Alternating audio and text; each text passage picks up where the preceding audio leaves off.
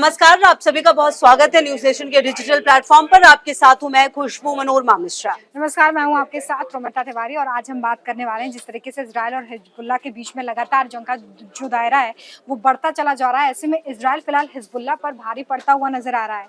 एक बार फिर से इजराइल की तरफ से जो अटैक किया गया है खुशबू हिजबुल्लाह पर, वो ये बताता है कि इजराइल अभी यहाँ पर रुकने वाला नहीं है। एक और कमांडर जिसका नाम इब्राहिम कुबैसी है उसे ढेर कर दिया है और ये ड्रोन अटैक और मिसाइल अटैक का प्रमुख माना जाता है। बिल्कुल। अच्छा, अब देखिए रोमिता, सवाल ये उठ रहा है इन सब के बीच कि क्या ईरान जो है वो अब सीधे सीधे इस युद्ध में आएगा? क्या लेबनान पर जो हमले लगातार इजराइल की तरफ से किए जा रहे हैं, कहा यह जा रहा है कि अब तक पिछले 5 दिनों में सिर्फ 570 से ज्यादा लोगों की जान गई है। ऐसे में क्या ईरान सीधे इन्वॉल्व हो जाएगा लेबनान की वजह से, हिजबुल्लाह की वजह से? और अगर ऐसा होता है तो कौन किस पर भारी पड़ेगा? क्या ईरान मजबूत है, इजराइल मजबूत है? लेकिन आप देखिए कई पक्ष में इजराइल काफी ज्यादा मजबूत नजर आता है, लेकिन कहीं कहीं पर ईरान इजराइल से बहुत आगे है। तो ऐसे में दोनों देशों को कंपेयर करना भी बहुत ज्यादा जरूरी हो जाता है कि अगर ये दोनों आमने सामने आएंगे तो किस तरीके का फ्यूचर सामने आने वाला है। बिल्कुल। और देखिए जिस बात का जिक्र आप भी कर रही थी खुशबू, हमने देखा कि इजराइल ने इन अटैक्स की शुरुआत तो बहुत पहले कर दी थी, लेकिन सबसे बड़ा अटैक जिसने सभी को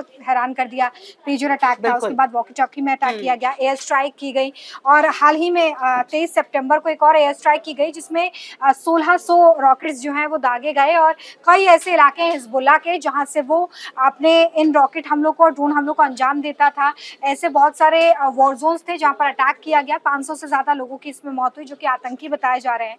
तो लगातार ये बताता है कि इजराइल अब एक खास रणनीति के तहत आगे बढ़ रहा है और जो हाल उसने हमास का किया, आप देखिए हमास के अगर अभी के हम कंडीशन की बात करें तो 80 से 90% तक हमास का खात्मा जो है वो इजराइल कर चुका है और ऐसे में अब उसी राह पर इजराइल आगे बढ़ता हुआ हिजबुल्लाह को कमजोर करने की कोशिश कर रहा है। और खुशबू ये कहना बिल्कुल गलत नहीं होगा कि जिस तरीके से अटैक इजराइल कर रहा है उसने जाहिर तौर पे हिजबुल्लाह को बैकफुट पर ला दिया। बिल्कुल। और देखिए शायद यही वजह है कि अगर आप ईरान का इन्वॉल्वमेंट देखिए पिछले कुछ समय से किस तरह से रोमिता बढ़ा है, क्योंकि देखिए ईरान वो जगह है जहां पर हिजबुल्लाह की आप बात करें, हुती की बात करें, इन दोनों को सबसे ज्यादा जो सहारा है वो लगातार यही से मिला है। ऐसे में अच्छा आप एक चीज ये समझिए, अगर मिलिट्री ताकत की आप बात करें तो ग्लोबल इंडेक्स में नंबर 145 देशों में 14वें नंबर पर आता है ईरान, जबकि इजराइल है 17वें नंबर पर।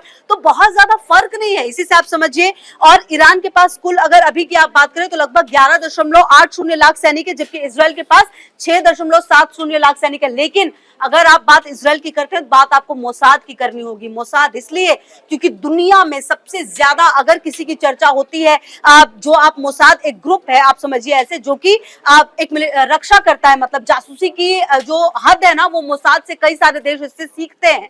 तो ऐसे में मोसाद की अगर आप बात करें तो वो बहुत स्ट्रांग है, लेकिन इजराइल कई पॉइंट्स पर जो है वो पीछे नजर आता है ईरान के। लेकिन इजराइल ने अपने आप को हमेशा हर तरफ से सुरक्षा घेरे में भी रखा है। आप देखिए रोमिता, जब वो आप देखिए चाहे वो पेजर अटैक करे, चाहे वो वॉकी टॉकी अटैक करे, लेकिन उसके बाद उस पर क्या असर हो सकता है, मतलब इजराइल पर क्या हमले हो सकते हैं हिजबुल्लाह की तरफ से, ईरान की तरफ से, उसके लिए भी इजराइल पूरी रणनीति तैयार करता है कि अपने आप को आप कैसे सेफ रखेंगे। तो ये इजराइल का सबसे बड़ा प्लस पॉइंट आप कह सकते हैं इन दिनों में। बिल्कुल। देखिए इस बात का जिक्र खुशबू उस वक्त भी हुआ था जब 7 अक्टूबर को हमास की तरफ से हमला किया गया था इजराइल पे। तभी कहा जा रहा था कि जो खुफिया एजेंसी मोसाद है वो आखिर उसका जो सवाल है वो कैसे फेल हो सकता है। और उसके बाद से जब पेजर अटैक हुआ वो ये बताता है कि मोसाद लगातार उस पर काम कर रहा था। उसने इस तरह की रणनीति तैयार की कि वो इजराइल की तरफ से ज्यादा नुकसान कर सके हिजबुल्लाह का और हमास का। हमास का खात्मा हम देख ही चुके हैं जिस रणनीति के साथ इजराइल ने अटैक किया। और अब हिजबुल्लाह के लगातार जो ऐसे पॉइंट्स हैं जहां पर और आप ये भी समझिए कि हमास से ज्यादा ताकतवर हिजबुल्लाह बताया जाता है और ऐसे में उसके खात्मे की रणनीति इजराइल की तरफ से अपनाई जा रही है। और हाल ही में अभी जिस बात का मैं जिक्र कर रही थी कि इब्राहिम कुबैसी जिसे मौत के घाट उतारा, इसके साथ 6 और आतंकी हैं जिन्हें इजराइल ने अपने एयर स्ट्राइक में मार गिराया है। ये ऐसे बहुत सारे मिसाइल और ड्रोन अटैक्स थे जिसमें शामिल था। बताया जाता है कि ये साल 2002 का बदला भी लिया गया है जब आईडीएफ के जो कुछ अधिकारी थे उनका अपहरण कर लिया गया था और उसके बाद उन्हें मार दिया गया था। उसी का बदला इजराइल इस वक्त हिजबुल्लाह से लेता नजर आ रहा है। इसी कड़ी में इब्राहिम कुबैसी की जो मौत है वो इसका एक बड़ा उदाहरण है कि इजराइल इस वक्त बदले की भावना से भी अटैक करता हुआ नजर आ रहा है। उसने अपना बदला ले लिया है जिस तरीके से इब्राहिम कुबैसी को मौत के घाट उतारा। नसरल्लाह की टेंशन इस वक्त बड़ी होंगी कुछ। बिल्कुल बिल्कुल। और देखिए आप आप टेंशन इससे भी समझिए कि अगर आप सिर्फ ईरान की बात करती जिसका जिक्र हम लगातार कर रहे हैं, जो ईरान के राष्ट्रपति हैं मसूद पज़ेश्कियान, उन्होंने मंगलवार को संयुक्त राष्ट्र महासभा को संबोधित किया और वहां पर उन्होंने कहा कि ईरान लेबनान में इजराइल के हमलों का अभी जवाब नहीं देगा, लेकिन तनाव बढ़ा है इससे, और अगर हम जवाब देने पे आए तो स्थिति और ज्यादा खराब होगी। और ये पहला मौका है जब किसी राष्ट्राध्यक्ष की तरफ से इस तरह की बात सामने आई है रोमिता। तो आप समझ सकते हैं कि लेबनान में जो कुछ भी हो रहा है उसका असर ईरान में भी देखने को मिल रहा है, और कहीं ना कहीं ईरान इस चीज से प्रभावित नजर आ रहा है, क्योंकि कई सारे लोगों की जान जा रही है और इजराइल रुकने को नहीं रुक रहा। और ऐसे में इजराइल को लगातार ईरान की तरफ से कहा जा रहा है कि आपको ये रुकना चाहिए, ये बहुत ही शर्मनाक है। मानवता के नाम पर कई सारे उदाहरण इनफैक्ट इजराइल को दिए गए हैं। तो अब देखना ये है आने वाले समय में कि आखिरकार ईरान को कौन सपोर्ट करता है अगर वो इजराइल के खिलाफ आता है, और इजराइल जिसको कि लगातार आप देखिए अमेरिका का सपोर्ट मिलता रहा है। तो क्या इस युद्ध में रूस अमेरिका ये दो फ्रंट खुलेंगे, ये भी देखना बहुत महत्वपूर्ण है। और देखिए, जिस बात का जिक्र आप भी कर रही हैं, ईरान के जो राष्ट्रपति उनकी तरफ से ये भी कहा गया है कि अगर इजराइल अपने हथियार रख देता है तो हम भी अपने सारे हथियार रखने के लिए तैयार हैं। तो जाहिर तौर पे शायद ईरान इस रणनीति को समझ चुका है कि इजराइल अब अमेरिका के साथ आगे बढ़ के जिस तरीके से अटैक मोड में है, शायद वो ईरान के लिए एक बड़ा खतरा पैदा कर सकता है।